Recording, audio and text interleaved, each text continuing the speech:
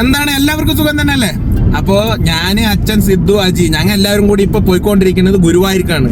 നമ്മുടെ സ്വന്തം സ്റ്റെല്ലന്റെ കല്യാണത്തിന് പോവാണ്. അപ്പൊ ഇനിയുള്ള കാഴ്ചകൾ ഒന്ന് കറക്റ്റായിട്ട് കൺട്രോളിങ് അടിച്ചു പൊളിച്ച് ചന്തം പോലെ സ്റ്റെല്ലയ്ക്ക് ഞങ്ങളുടെ വക ഹൃദയം നിറഞ്ഞ വിവാഹ ആശംസകൾ. അതെ, അത്രേ ഉള്ളൂ. ആശംസകൾ അറിയിക്കാൻ അത്രേ ഉള്ളൂ. അതോടൊപ്പം അവരെ അനുഗ്രഹിക്കണം. അതെ, കാഴ്ചകൾ. പ്രളയഭീതി പടർത്തിയ പട്ടാമ്പി പാലത്തിന്റെ മേലെ കൂടെ ചന്തം പോലെ പോകുന്നത് ഒരു പ്രണയത്തിന്റെ സാക്ഷാത്കാരത്തിന് വേണ്ടിയിട്ടാണ്. നമ്മുടെ ഗുരുവായൂർ അമ്പല നടയിൽ വെച്ചിട്ട് ഞങ്ങളുടെ സ്വന്തം സ്റ്റെല്ലയുടെയും അളിയനായ സജിത്തിൻ്റെയും കല്യാണം. അതെ, ചന്തം പോലെ ഒരു പ്രണയ സാഫല്യം ഗുരുവായൂർ അമ്പല നടയിൽ വെച്ച് ഗുരുവായൂരമ്പാടി കണ്ണൻ്റെ അനുഗ്രഹത്തോടു കൂടി കൂട്ടുകാരുടെയും കുടുംബക്കാരുടെയും നിറസാന്നിധ്യത്തിൽ എല്ലാവരുടെയും അനുഗ്രഹത്തോടു കൂടി തന്നെ അതിഗംഭീരമായ ചടങ്ങുകളൊക്കെ കഴിഞ്ഞ് നിറയെ സെലിബ്രിറ്റികളൊക്കെ വന്നിരുന്നു കേട്ടോ.